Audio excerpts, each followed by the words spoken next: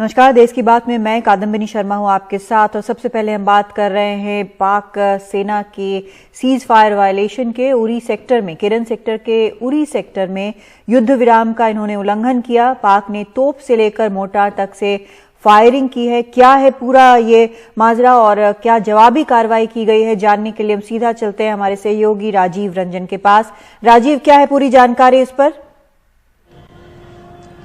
देखिए, पाकिस्तान की ओर से सुबह जो केरन सेक्टर है जो कश्मीर का, वहां पर सबसे पहला युद्ध विराम का उल्लंघन किया गया। इसके पीछे वजह यह थी कि पाकिस्तान जो है आतंकियों को घुसपैठ कराना चाह रहा था। भारतीय सेना और बीएसएफ के जवानों ने जवाबी कार्रवाई की और इस जवाबी कार्रवाई से पाकिस्तान बौखला गया और जो अपना तोप और मोर्टार का इस्तेमाल करने लगा। केरन सेक्टर से लेकर उड़ी सेक्टर तक इस कार्रवाई में जो बीएसएफ का एक सब इंस्पेक्टर जो राकेश डोभाल जो है वो शहीद हो गए। और जब भारतीय सेना ने जवाबी कार्रवाई की तो पाकिस्तानी सेना के तकरीबन 6 से 7 जवान जो है मारे गए, जिसमें 2 जो है एसएसजी के कमांडो हैं। भारतीय सेना की जवाबी कार्रवाई में जो पाकिस्तान के जो हथियार डिपो है, तेल डिपो है और जो आतंकियों के लॉन्च पैड जो खासतौर से जो लाइन ऑफ कंट्रोल से बिल्कुल सटे हुए, वो पूरी तरह से तबाह हो गए। यह अलग बात है कि इस कार्रवाई में जो सेना के 3 जवानों को अपनी जान गंवानी पड़ी है, अपनी जान देनी पड़ी है, शहादत हुई उनकी। लेकिन सबसे बड़ी बात यह है कि पाकिस्तान की जिस नापाक हरकत का जो था, भारतीय सेना ने करार जवाब दिया, मुंहतोड़ जवाब दिया और बौखलाया पाकिस्तान भारतीय सेना को निशाना बना ही रहा है। आप बता दें कि उड़ी इधर बात करें तो दूसरी तरफ बात करें, सौजिया जो है और जो खास पुंछ और रजौरी सेक्टर में भी फायरिंग करनी शुरू कर दी है और खासतौर जो सिविलियन पॉपुलेशन को पाकिस्तानी सेना निशाना बना रही है। और अभी जो खबर आ रही है उसके मुताबिक आप बता दें कि उड़ी सेक्टर में 3 जो हमारे आम नागरिक हैं वो पाकिस्तानी गोलाबारी में मारे गए हैं। जी राजीव, ये युद्ध विराम बार बार यहाँ पर सीज फायर वायलेशन जो है वो बार बार हो रहा है और हमने देखा है कि पिछले कुछ दिनों में कुछ बहुत ज्यादा हो गया। तो ये क्या ठंड के पहले, जब बर्फ पड़नी शुरू हो रही है उसके पहले, तीखी ठंड के पहले ये ज्यादा से ज्यादा आतंकियों को इस पार ढकेलने की कोशिश में ये सब हो रहा है? बिल्कुल आप सही कह रहे हैं। अगर इस साल की बात करें तो इस साल अब तक जो है 4052 दफा जो है जो पाकिस्तान की ओर से युद्ध विराम का उल्लंघन किया गया है। 2019 की बात करें तो तकरीबन 3253 दफा युद्ध विराम का उल्लंघन किया गया था। पाकिस्तान की ओर से लगातार इस कारण कोशिश हो रही है कि जम्मू कश्मीर में इस साल जो सुरक्षा बल 200 से ज्यादा आतंकी को मार गिरा चुके हैं। और सबसे बड़ी बात कि जितने आतंकियों के टॉप कमांडर थे सब मारे जा चुके हैं। तो यानी आतंकियों की खेप अब बची नहीं है। तो उसकी खेप की भरपाई करने के लिए, जम्मू कश्मीर के हालात को खराब करने के लिए पाकिस्तान की कोशिश है कि ज्यादा से ज्यादा जो आतंकियों को घुसपैठ करा सके। जब वहां ठंड जो शुरू हो जाएगी, बर्फबारी हो जाएगी तो पासेस से आतंकियों को घुसपैठ कराना काफी मुश्किल होता है। इस कारण पाकिस्तान की कोशिश है कि फायरिंग के जरिए ज्यादा से ज्यादा आतंकियों को घुसपैठ करा सके। लेकिन भारतीय सेना और खासतौर से बीएसएफ का कहना है कि उन्होंने 3 लेयर सिक्योरिटी ग्रिड बनाया हुआ है, जिससे कोई भी आतंकियों को घुसपैठ करा पाना एक लगभग असंभव है। जी। अभी कुछ दिन पहले हमने एक रिपोर्ट देखी थी कि वहां पर लॉन्च पैड पर आतंकी बिल्कुल तैयार हैं। करीब 300 आतंकियों की बात हुई थी। हालांकि ऐसी रिपोर्ट एक पहले भी आई थी। तो क्या ये उसके मद्देनजर और भी सुरक्षा बढ़ाई गई है, खासकर तब जब वहां पर जो स्टेटस है वो चेंज हुआ है? बिल्कुल आप सही कह रहे हैं। पाकिस्तान जो है लगातार जो है इस तरह की कोशिश कर रहा है। आपको बता दें कि जो बालाकोट में जो है जैश का आतंकी कैंप को तबाह किया गया था, उसके बावजूद पाकिस्तान सुधरा नहीं है। जितने भी लॉन्च पैड की बात करें, लॉन्च पैड वो जगह होता है जो एलओसी से बिल्कुल सटा होता है और पाक सेना जो है जो आतंकी जो होते हैं उनको कोशिश करती है, जरा से मौका लगता है उनको कोशिश करती है भारतीय सीमा में घुसपैठ कराने की। अभी 2 दिन पहले की बात करें, मछल सेक्टर में 3 आतंकी मारे गए थे और उनको भी पाक सेना जो कवर दे रही थी। तो 200 से 300 आतंकी जो खासतौर से अकेले कश्मीर की बात करते लॉन्च पैड में घुसने की फिराक में है। भारतीय सेना का यह कहना है कि वो पूरी तरह से सजग है, सतर्क है और किसी भी सूरत हाल में आतंकियों को घुसपैठ कराने नहीं दिया जाएगा। पाक सेना लाख कोशिश कर ले, आपको बैट के जरिए भी वो कार्रवाई करता है, सेना के जरिए भी कार्रवाई करता है, तो भारतीय सेना का ये कहना है कि पाक कितनी भी कोशिश कर ले वो सफल नहीं हो पाएगा। और अगर किसी कारणवश खुदा न खास्ते अगर कोई आतंकी जो है घुसपैठ कर लेता है तो अंदर जो है सुरक्षा व्यवस्था इतनी तगड़ी है कि वो मारा जाता है। कोई भी आतंकी जो है बता दें कि 6 महीने से 1 साल तक उसकी लाइफ होती है, उसके बाद वो मारा जाता है। जी बहुत शुक्रिया आपका इस पूरी जानकारी के लिए। तो ये तस्वीरें हम लगातार दिखा रहे हैं किस तरह से सेना ने जवाबी कार्रवाई में पाकिस्तानी बंकर्स और जो लॉन्च पैड हैं उनको तबाह किया है, और वहां पर भी जो सैनिक हैं वो इस जवाबी कार्रवाई में 6 से 7 पाकिस्तान सेना के जो जवान हैं वो मारे गए हैं। और एक ब्रेक लेते हैं हम, ब्रेक के बाद आपको हम लिए चलेंगे अयोध्या के दीपोत्सव में। भगवान का फिर से संकेत हुआ और प्रभु ने कहा योगी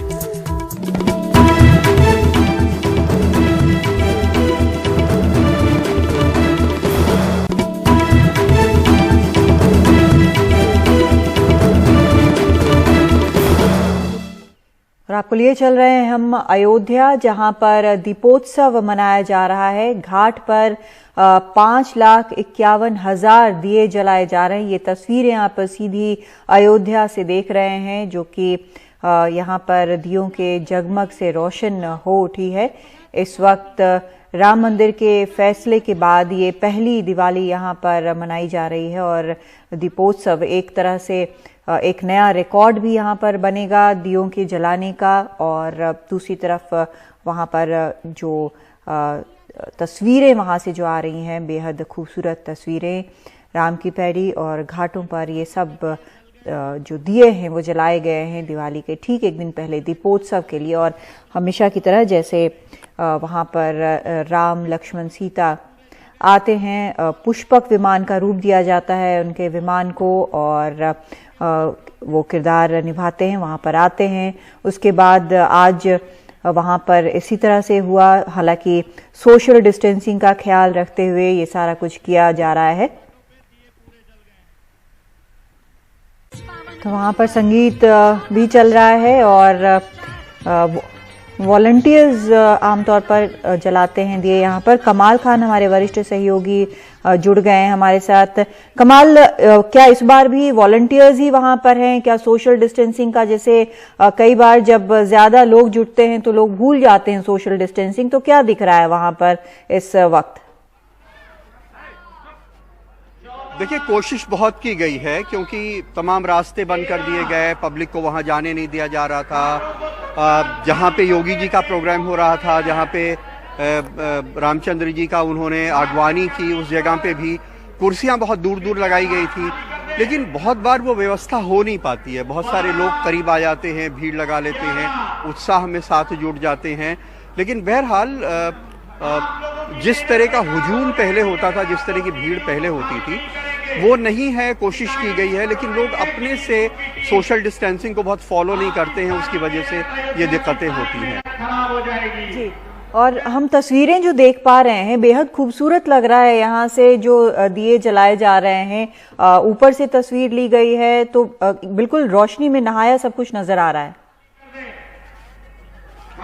बिल्कुल कादम्बरी, मालूम नहीं त्रेता में कैसी दिवाली हुई होगी और कितने दिए जले होंगे इस शहर में, ये तो मालूम नहीं है। ये सिर्फ कहीं सुनी बातें लोग सोचते हैं, लेकिन आज जो राम की पैड़ी का मंजर है, अगर आप इसको देखिए तो बिल्कुल ऐसा लगता है कि मानो आसमान के सारे सितारे उतर के राम की पैड़ी पे आ गए हों, और शायद अपनी सारी रोशनी सिर्फ इस पल वो बिखेर देना चाहते हों। इतना रोशन, इतना खूबसूरत, इतना रंग बिरंगा ये शहर पता नहीं इसके पहले कभी था या नहीं। और ये शहर नहीं बल्कि बहुत जगह नए साल के ऊपर लेज़र शोज होते हैं, बहुत जगह रोशनियां होती हैं, लेकिन उनमें से हमने जो रोशनी देखी उसमें ये सबसे खूबसूरत चरागाह है। ऐसा लगता है कि पूरा शहर जो है वो एक रोशनी के हुस्न में नहाया हुआ है। आप टॉप एंगल जो ड्रोन के विजुअल्स अगर उसको देखें तो बिल्कुल लगता है कि आसमान के सारे सितारे जो हैं वो घाट पे उतर आए हैं, और लगता है कि इसके बाद जलने का मौका नहीं मिलेगा, इसलिए सारी रोशनी अभी बिखेर देना चाहते हैं, सब कुछ बस अभी अभी रोशन कर देना चाहते हैं। उसके साथ जो रंगीन लाइटें हैं वो बेइंतहा खूबसूरत लग रही हैं, जो आसमान के कैमरों की नजरों से जिनको हम देखते हैं। बिल्कुल आप सही कह रहे हैं कमाल, और जैसे से आप बता रहे हैं वैसे ही अगर इसको देखें तो एकदम साफ हो जाता है। ये किस तरह से रंग बिरंगी जो लाइटें हैं जैसा कमाल बता रहे हैं, और जो दिए जलाए गए हैं, बिल्कुल एक खूबसूरत मंजर यहाँ पर दिखा रहे हैं। आप देखें कैसे दिए जलाए गए हैं बहुत सलीके से, और सब एक साथ रोशन है। लाइट जो हैं दूसरे रंगों की वो भी यहाँ पर, ये ड्रोन के शॉट्स हैं जैसा कमाल हमें बता रहे हैं कि ये ड्रोन से लिए गए शॉट्स हैं, और बेहद खूबसूरत यहाँ पर ये नजर आ रहे हैं। बिल्कुल जो ये पूरा शहर है ऐसा जगमगा रहा है जैसे दिवाली जो है वो इसी को कहते हैं।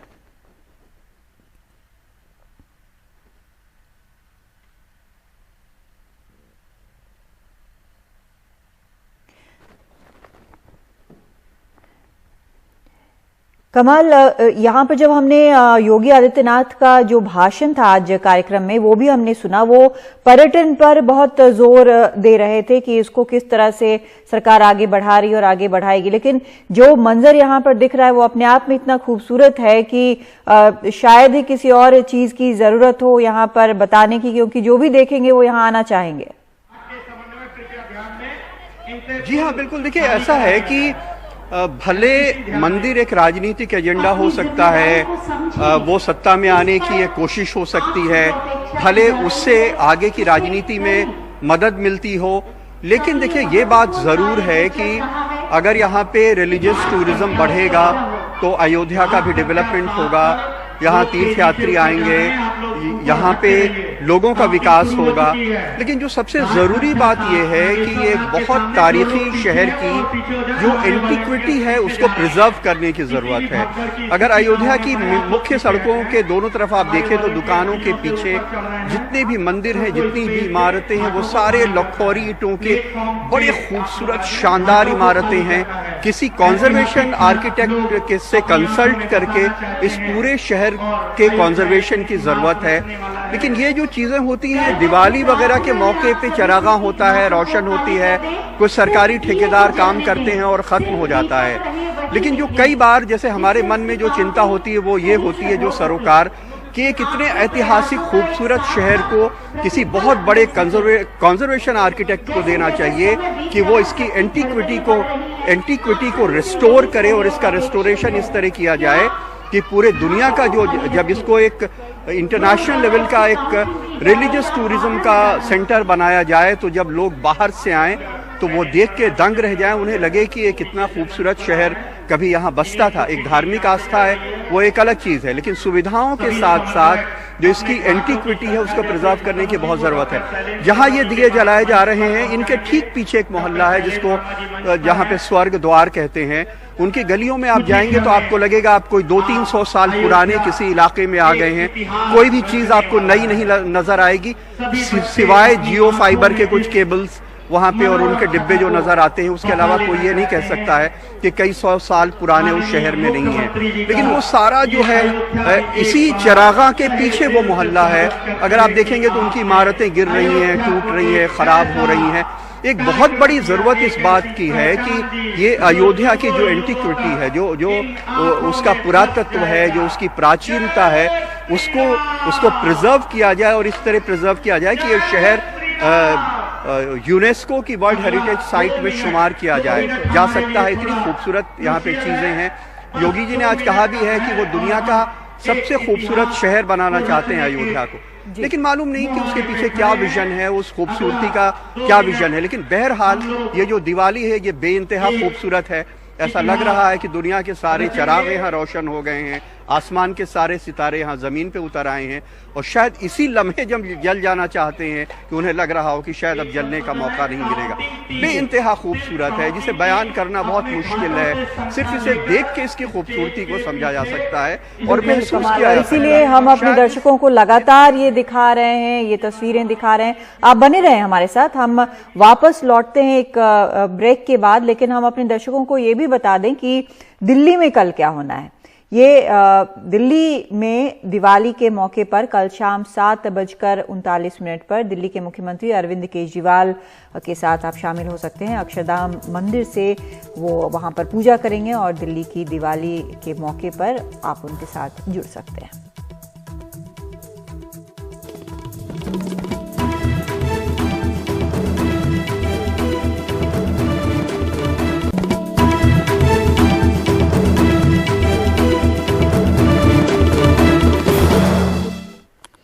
वापस चलते हैं अयोध्या और हमारे वरिष्ठ सहयोगी कमाल खान लगातार हमारे साथ बने हुए हैं। ये तस्वीरें जो हैं कमाल जो आ रही हैं बेहद खूबसूरत तस्वीरें हैं और जिस तरह के आप जो बता रहे थे कि किस तरह से वहां पर एक बिल्कुल पुरातत्व के लिहाज से भी काफी अहम है, उस तरह की तस्वीरें फिलहाल हमें यहाँ पर देखने को मिल रही हैं। शायद लेजर शो चल रहा है या फिर वो जो वहाँ पर आमतौर पर दीपोत्सव के दिन जो कार्यक्रम होते हैं और जो लाइट्स जो हैं उसके जो शोज चल रहे हैं वो काफी खूबसूरत यहाँ से नजर आ रहे हैं। कादम्बरी देखिए, ऐसा है कि इन लाइटों को देखने के बाद ये एहसास होता है, इस चिरागा को देखने के बाद ये एहसास होता है कि दुनिया के इतने मुल्कों के लोग और हिंदुस्तान के इतने लोग जो पोलर लाइट्स को देखने के लिए ये जो हाई लैटिट्यूड रीजन्स में जाते हैं, वहाँ पे पता नहीं कितने कितने दिन होटलों में पड़े रहते हैं, इंतज़ार करते हैं उस रोशनी को देखने के लिए। एक बार उन्हें अयोध्या का ये चरागा भी ज़रूर देखना चाहिए। हर चीज़ को बयान करने के लिए कुछ अल्फाज होते हैं, उसके लिए दुनिया में बहुत सारी ज़बानें बनी हुई हैं, बड़े बड़े शब्दकोश हैं, लेकिन ये कुछ रोशनी ऐसी है कि उसको बयान करने के लिए शब्द छोटे पड़ जाते हैं और लगता है कि सिर्फ इसको देख के ही महसूस किया जा सकता है कि उस रोशनी का हुस्न क्या है। बेइंतहा खूबसूरत है। हिंदी में कहते हैं अनिर्वचनीय।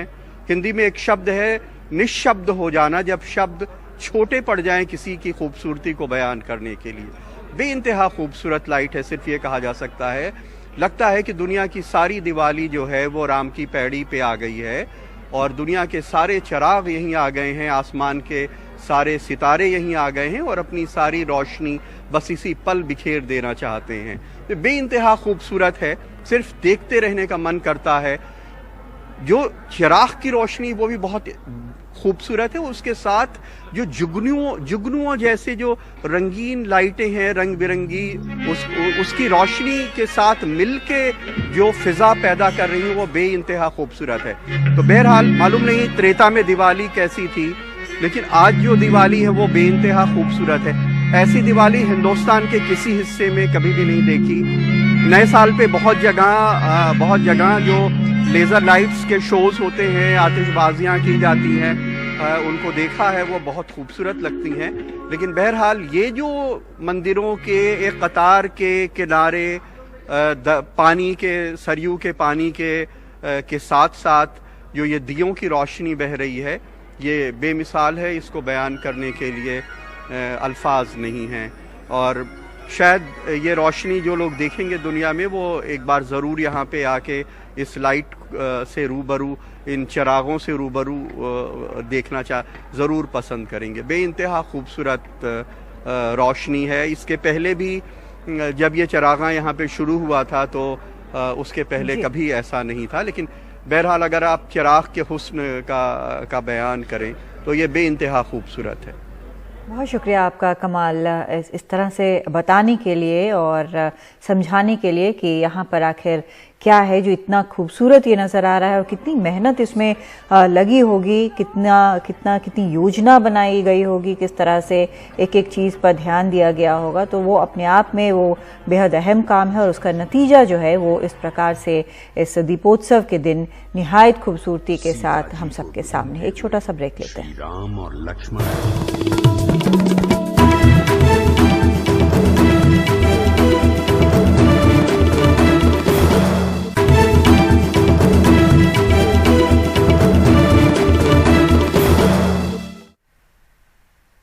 और बात करते हैं हम कोरोना की। देश में कोरोना संक्रमण की संख्या बढ़ने वालों में महाराष्ट्र लगातार बना हुआ है और ऐसे में राज्य में नया संकट पैदा हुआ है। अस्पतालों में जरूरी चिकित्सा सामान जैसे दवा, पीपीई, मास्क मुहैया कराने वाली करीब 100 सप्लायरों वाली राज्य की बड़ी संस्था all India food and drugs licence holders foundation ने अपनी सप्लाई पर रोक लगा दी है। कोरोना संकट के बीच महाराष्ट्र एक नई चुनौती का सामना कर रहा है। सरकारी अस्पतालों और मेडिकल कॉलेजों को दवाइयां, मास्क, ग्लव्स, पीपीई, सर्जिकल उपकरण जैसे बेहद जरूरी सामान मुहैया कराने वाले 100 से ज्यादा सप्लायर्स ने सप्लाई पर रोक लगा दी है।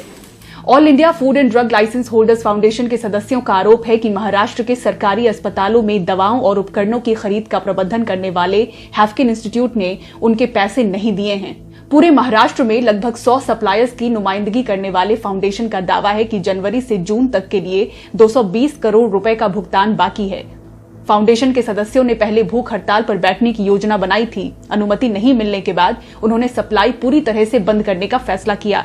हमारी संस्था महाराष्ट्र राज्य सरकार के सभी अस्पतालों में दवाइयां सप्लाई करने वाली मेंबर्स की संस्था है और हम सभी जो हैं वो हैफकिन संस्था जिसे महाराष्ट्र सरकार ने जितने अस्पताल हैं उनके लिए दवाइयां खरीदी करने का काम सौंपा हुआ है। इसके करीबन 220 करोड़ रुपए हमारे आउटस्टैंडिंग है और उस पैसे के मांग को लेकर हमने बार बार हैफकिन संस्था और उनके अधिकारियों से संपर्क किया, लेकिन उनके बावजूद भी उन्होंने कोई भी पैसा हमें अभी तक नहीं दिया है और जिसकी वजह से आज हमारी यूनिट्स, हमारे सभी जो स्मॉल स्केल यूनिट्स हैं वो रन करना हमारे लिए डिफिकल्ट हो गया है। लोगों की सैलरी देना, लोगों के बोनस, दिवाली आ चुकी है, लोगों के बोनस देना हमारे लिए डिफिकल्ट हो रहा है।